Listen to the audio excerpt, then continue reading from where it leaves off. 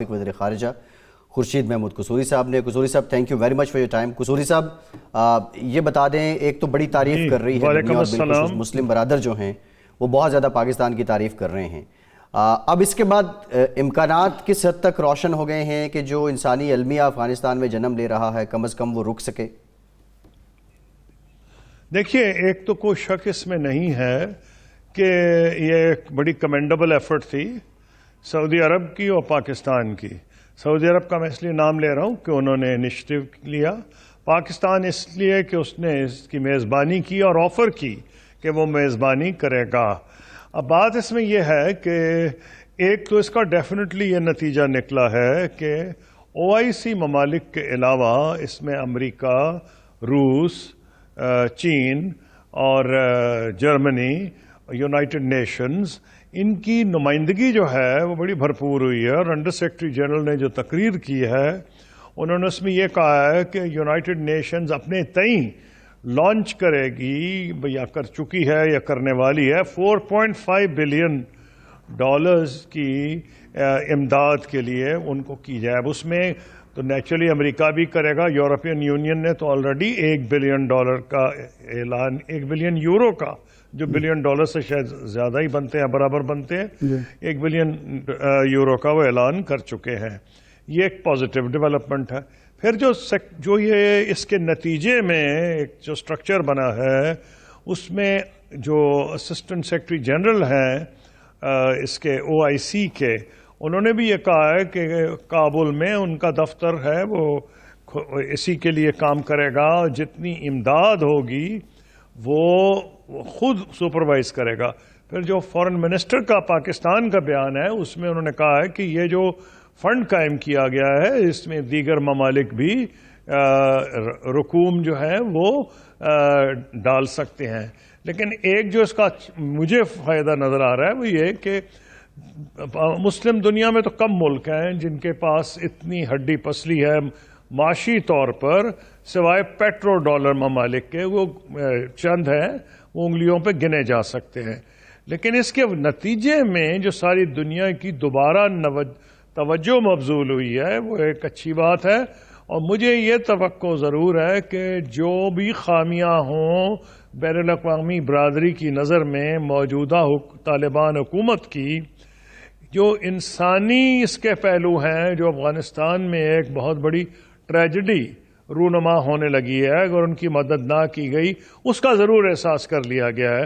تو اس کو میں چھوٹی بات نہیں سمجھتا، اور پاکستان کے لیے تو یہ بہت بڑی بات ہے کہ خدا نہ خواستہ ایسے حالات وہاں پیدا ہوں.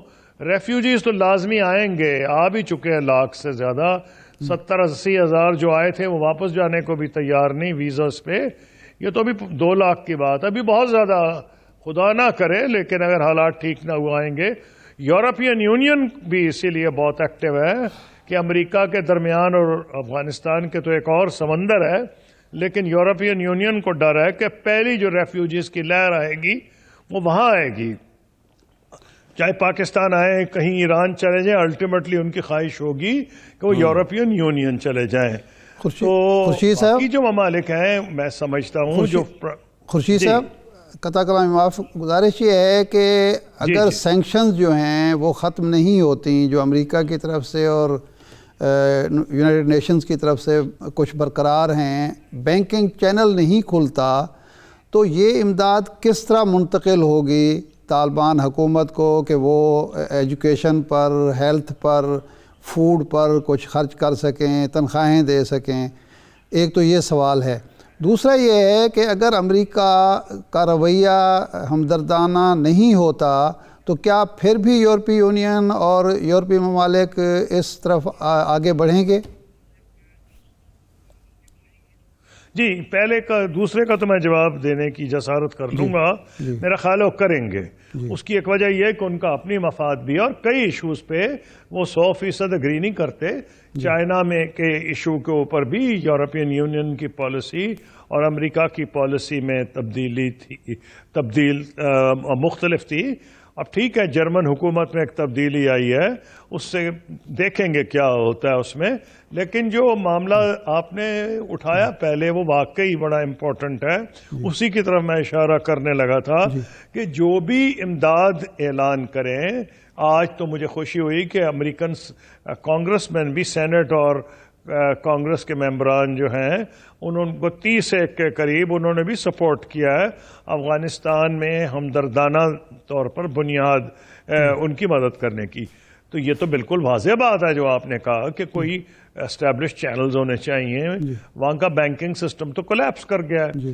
تو اب اگلا سٹیپ یہی ہوگا، اور میری یہ امید ہے کہ بہت سے ایسے خاص طور پہ پیٹرو ڈالر رچ ممالک ہیں جو پیٹرو دولت سے مالا مال ہیں، جن کے امریکہ سے قریبی تعلقات ہیں.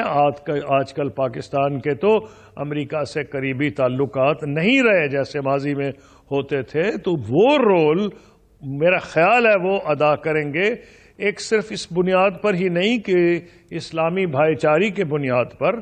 ان کو بھی پتہ ہے کہ اگر اس علاقے میں گڑبڑ ہوتی ہے تو پھر یہ علاقہ خدا نہ خواستہ، پہلے تم فیڈرل ایڈمنسٹریٹ ٹرائبل ایریا کی جو ڈسٹرکٹس تھیں ان کو علاقہ غیر کہا جاتا تھا.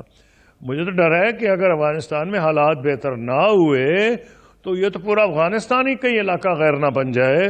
ساری دنیا کی دہشت گرد تنظیمیں وہاں آ کے نہ صرف آماج گاہ ہو، آماج گاہ تو کہتے ہیں حفاظت اپنے آپ کو بچانے کے لیے آئیں، بلکہ وہ اپنے آپ کو ٹرین کرنے کے لیے، انفراسٹرکچر بنانے کے لیے آئیں گی.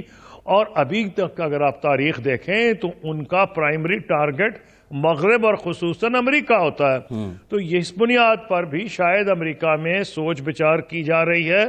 تو میں یہ امید کر سکتا ہوں، آج کل حالات مشکل ہیں لیکن جہاں تک معاملات فوڈ گرینز کا یعنی کہ کھانے پینے کا معاملہ، وہ تو بہرحال پاکستان بھی کر رہا ہے، اور پاکستان کے ذریعے اور وسطی ایشیا کے ممالک کے ذریعے جو مدد کرنا چاہتے ہیں وہ مدد پہنچا دی جائے گی. یہی کا بیان آیا ہے جس میں انہوں نے کہا ہے کہ انہوں نے تو ٹیک اوور کیا ہی نہیں طالبان نے، کیونکہ امریکہ میں بڑا رونا پیٹنا ہو رہا تھا، جی دیکھیں کس طرح ہو گیا، کیسے آ گئے. انہوں نے کہا یہ تو آ ہی نہیں رہے تھے، میں نے بلایا کیونکہ ہم نے تو ڈیلیگیشن بھیجا تھا وہاں قطر، اور عبداللہ صاحب گئے بھی تھے قطر دہلی کے، وہ اس کے ہیڈ تھے جو پیس کاؤنسل تھی. تو یہ کہتے ہیں کرزئی صاحب، میں نے پتہ کیا پریزیڈنٹ صاحب کا، پریزیڈنٹ اشرف غنی، تو پتہ چلا نہ صرف وہ غائب ہو گئے ہیں، پتہ چلا ان کی پوری ٹیم ہی غائب ہو گئی ہے. Defence minister, interior minister, police chief, national security adviser سارے بھاگ گئے. تو ان کا مجھے تو یہ ڈر تھا کہ یہاں تو افراتفری ہو گئی. تو میں نے پھر ان میں سے کسی نے، پریزیڈنٹ غنی کے لوگوں میں سے کسی نے سجیسٹ کیا پریزیڈنٹ کرزئی کو کہ آپ ٹیک اوور کر لیں. اور میں سمجھتا ہوں کہ انہوں نے دانش مندی کی، انہوں نے ٹیک اوور نہیں کیا، انہوں نے دعوت دی طالبان کو ٹیک اوور کریں. تو اس کو اگر آ کے جوڑیں کہ جو زلمے خلیل زاد صاحب کی بات چیت ہو رہی تھی امریکہ ان طالبان کے ساتھ دوحہ میں، تو امریکہ کے اندر بھی تو یہ بحث چھڑ جائے گی نا کہ بھئی انہوں نے وعدہ کیا تھا تم پہ حملے نہیں کریں گے، تو حملے نہیں انہوں نے کیے. یہ اگریمنٹ ہوا تھا کہ جی ایک انکلوسیو گورنمنٹ آئے گی مرضی سے دونوں کی. تو آپ نے ڈیلیگیشن بھیجا قطر عبداللہ کا، وہ وہاں آیا، ان سے بات چیت ہوئی. پھر کرزئی خود رپورٹ کر رہے ہیں کہ بھئی وہ تو خود ہی غائب ہو گئے. اور یہ وہ کیا کہہ رہے ہیں، پریزیڈنٹ بائیڈن نے کہا، میں نے تو اپنے کانوں سے سنا ہے، میں اس دن امریکہ میں تھا جس دن کابل کا فال ہوا ہے، پریزیڈنٹ بائیڈن نے یہ کہا میں کیا کرتا، وہ بندہ ہی غائب ہو گیا. تو بھئی اگر بائیڈن صاحب خود کہہ رہے ہیں اور اب کرزئی صاحب اب کہہ رہے ہیں تو ایک بحث تو چھڑنی لازمی ہے. اسی پس منظر میں کوئی 30 کانگریسمین، سینیٹرز، کانگریسمین نے بھی سپورٹ کیا ہے افغانستان کی امداد کرنے پہ. خورشید صاحب، سمجھتا ہوں یہ تو برف آہستہ آہستہ پگھلے گی. خورشید صاحب جی، میرا سوال یہ ہے، آپ نے فرمایا کہ یہ خیرات پر یا بھیک پر نہیں چل سکتا. اب کیا سعودی عرب یا اس طرح کے دوست ملک ہیں امریکہ کے اثر رسوخ والے، یہ امریکہ کو قائل کر سکتے ہیں، یورپ کو قائل کر سکتے ہیں کہ آپ طالبان حکومت کو تسلیم کریں تاکہ سارے معاملات چینلائز ہوں اور یہ معاملہ انسانی المیہ تک نہ پہنچے؟ دیکھیے اس کے 2 سٹیجز ہیں. تسلیم ہو نہ ہو ان کے پیسے تو ریلیز کرے نا, ان کا بینکنگ سسٹم تو بحال ہو, ان کی معیشت تو بحال ہو, ساتھ ساتھ ان پہ آپ مورل پریشر ڈال سکتے ہیں طالبان پہ کہ بھائی آپ وہ کریں جو انسان. دیکھیں نا امریکہ اور یورپین یونین یہ بھی تو مڑ کے کہہ سکتا ہے نا, تو یہ کافی گمبھیر معاملہ ہے. اور بھائی ہمیں چھوڑو, تم نے تو خود تسلیم نہیں کیا, یعنی پاکستان تسلیم نہیں کر رہا, چین سے تسلیم نہیں کر رہا, جو روس سے تسلیم نہیں کر رہا. تو کہا تو یہ جا رہا تھا کہ امریکہ جائے گا تو دوڑتے دوڑتے چینی اور روسی آئیں گے, اور پھر چینی روسیوں نے بڑی لمبی گیم کھیلی اور دیکھا ہے, اور وہ چاہتے ہیں کہ میکسیمم پریشر طالبان پر ڈالا جائے. بریف کمنٹ کیجئے گا, پاکستان کو کیا تسلیم کرنے میں پہل کرنی چاہیے؟ پاکستان بھی یہ چاہتا ہے کہ ٹی ٹی پی حملے نہ کرے. جی پاکستان کو کیا تسلیم کرنے میں پہل کر لینی چاہیے؟ پاکستان پہل کر سکتا ہے یا کرنا چاہیے؟ اس سلسلے میں یا تو پاکستان یہ ذمہ داری اٹھانے کو تیار ہو, یہ تو ٹھیک بات ہے کہ سب سے بڑا نقصان ہوگا پاکستان کو, یہ بڑے سوچنے کی بات ہے. لیکن اگر کوئی ملک نہیں ایکسپٹ کرتا, نہ چین بھی نہ ایکسپٹ کرے, تو یہ بہت بھاری ذمہ داری ہے. معاشی طور پر ہمارے اپنے حالات اچھے نہیں ہیں. ہم افیکٹولی, اگر آپ مجھ سے سیدھے سادے الفاظ میں پوچھیں, ہم تو ایسے ہی بیہیو کر رہے ہیں جیسے ہم نے تسلیم کیا ہوا ہے. یہ کہ لفظ نہیں کہا. ان کے فورن منسٹر کو ریسیو کیا گیا, انہوں نے یہاں کے بات چیت کی, ان کے ڈیلیگیشنز آتے رہتے ہیں. تو وہ ایک جس کو ڈی جورے نہ ہو لیکن ڈے فیکٹو تو ہم نے ریکگنائز کیا ہوا ہے نا, تھوڑا سا پردہ رکھا ہوا ہے کیونکہ بین الاقوامی برادری کے ساتھ چلنا ہے. اگر آپ میں اتنی ہڈی پسلی ہے, امریکہ میں تو ہے کہ ہم نے کہا تھا, میں فورن منسٹر تھا یو این میں, کہ آپ عراق پہ حملہ نہ کریں, انہوں نے کہا ہم کر دیں گے, اور وہ کولیشن آف دی ولنگ کے ساتھ چلے گئے. تو ہماری تو کسی نے نہیں بات مانی تھی, نہ جرمنی کی بات مانی, نہ فرانس کی بات مانی, نہ پاکستان کی بات مانی, نہ میکسیکو کی بات مانی, انہوں نے حملہ کر دیا کولیشن آف دی ولنگ. آپ کو کافی ذمہ داری اٹھانی پڑے گی. تو پاکستان نے ایک حد تک تو یہ کیا ہے نا کہ ان کو افیکٹولی تو تسلیم کیا ہے ڈے فیکٹو. آپ کہہ رہے ہیں کہ کیا ڈی جورے بھی کرنی چاہیے. اس کے اندر میں کیونکہ گورنمنٹ میں ساتھ نہیں ہوں, ان کی کافی پرائیویٹ بات چیت ہو رہی ہوتی ہے, اس لیے میں خود, مجھے پتہ ہے ایسی چیزیں رازداری میں بھی ہوتی ہیں.